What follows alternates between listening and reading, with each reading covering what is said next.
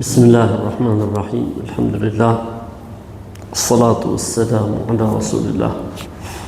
Falënderim të madhin Zot, Allahun xhelal, mirësi dhe bekimet e tij qofshin profetit sallallahu alaihi wasallam.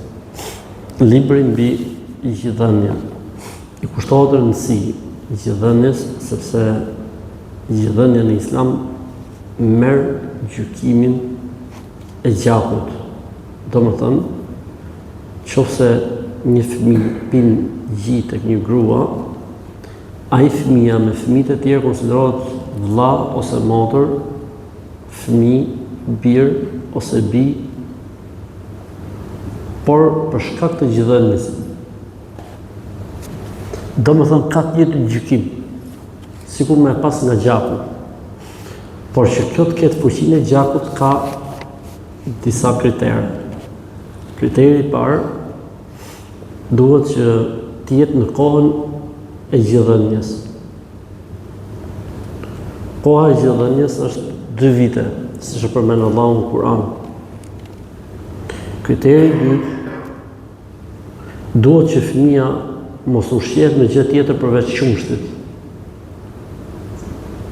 Nëse ushqehet me diçka tjetër, duhet të jetë shumë më pak se sa qumshti. Nëse shkon barazim me qumshtin, ose më shumë se qumshti, nuk e përfshin. Treta, kriteri i tretë, duhet që gjidhënia të jetë 5 herë e lartë në mendimin më të saktë. Pra fëmia duhet të ketë pigji më shumë 5 herë e lartë. Kriteri i katërt është që fëmia duhet pi gji derisa të ngopet vetë. Pra nuk mjafton pi pak edhe një, pi pak e herë 2, pi me i takim, me i ullje, pi ju 5 herë nga gjiri dhe mbaroj historia. Jo. Duhet pi sa të ngopet. Dhe nuk është kusht të jetë në 5 takime të ndryshme. Mund të ndodhin me i takim kjo punë, si pin për shembull, pin prap, pin pak, pin prap. Rëndësishme është 5 herë e lartë. Për gjëra interesante është se në Kur'an ka qenë shkruar kjo punë, puna e gjidhënies. Dhe është shfuqizuar, abroguar si fjalë edhe si ligj. Tregon në mesimtarë në një hadith thotë ka qenë shkruar në Kur'an ashru rada'atin yuharrim. 10 gjidhënie marrin fuqinë e gjakut, ose marrin gjykimin e gjakut. Pra, fëmia 10 herë. Dhe është fshirë. Dhe është një hadith që thot 5. Është një hadith që thot 5. Atëherë shohim kapitullin thot babun yuhramu min ar-rada'ati ma yuhramu min al-wilada. Ndalohet për shkak të gjirit, çfarë ndalohet për shkak të gjakut. Pra të gjitha rregullat dhe ligjet që ka gjaku, i ka edhe gjiri. Tani më shembull, nëse një fëmijë pin tek një nën, ky është vëlla i gjithë fëmijëve të saj. Dhe gjithë fëmijët e saj, këtë fëmijë kanë për vëlla.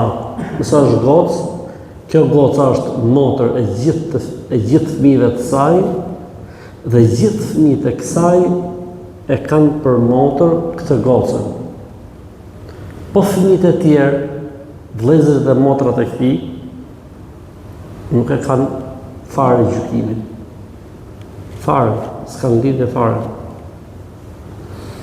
Për shembull, kemi një grua e cila ka për fëmijë, për shembull dhe themi Abdullahin. Dhe një grua tjetër që i jep gji Abdullahit. Të gjithë ta fëmijët e kësaj gruas e kanë Abdullahin për vëlla. Po vëllezërit e Abdullahit dhe motrat e tij, çfarë i kanë këta fëmijët e kësaj nënës ku Abdullahi piu qumësht, asnjë gjë. qartë? Kur themi ne ka gjykimin e gjakut, do të thotë njësoj si gjaku, për sa i përket hijabit, për sa i përket udhëtimit, mahremit, për sa i përket ndalimit martesës. Për këtë arsye fusim këtë kapitull në përgjithësi, në gjithë me kapitullin e martesës. Dhe këto është përmend hadithi i Aishës radhiyallahu ta'ala anha,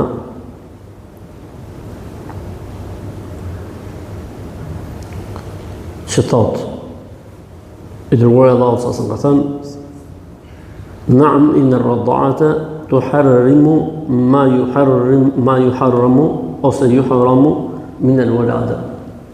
Po, se ka folë Aisha me dikë histori, dhe pejgamberi sa më vërtetoi fjalën e Aishës, tha na'am, po, gjithëdhënia bën të ndaluar atë që bën të ndaluar dhe gjaku, ose gjithëdhënia shenjtëron atë që shenjtëron gjaku, ose gjithëdhënia ka të njëjtin gjykim si gjykimi i gjakut. Pra gjitha kështu mund të përkthehet si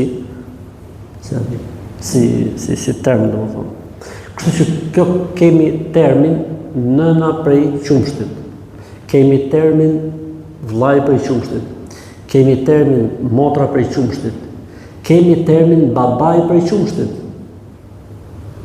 kemi termin gjyshi prej qumshtit, kemi termin gjyshja prej qumshtit, kemi termin tezja prej qumshtit, kemi termin daja prej qumshtit, kemi termin xhaja prej qumshtit. Njësoj si gjaku. Çfarë ka gjaku dhe çfarë fuqie ka gjaku për sa i përket raporteve familjare, të njëjtën fuqie ka edhe kush? Edhe gjithëdhënia.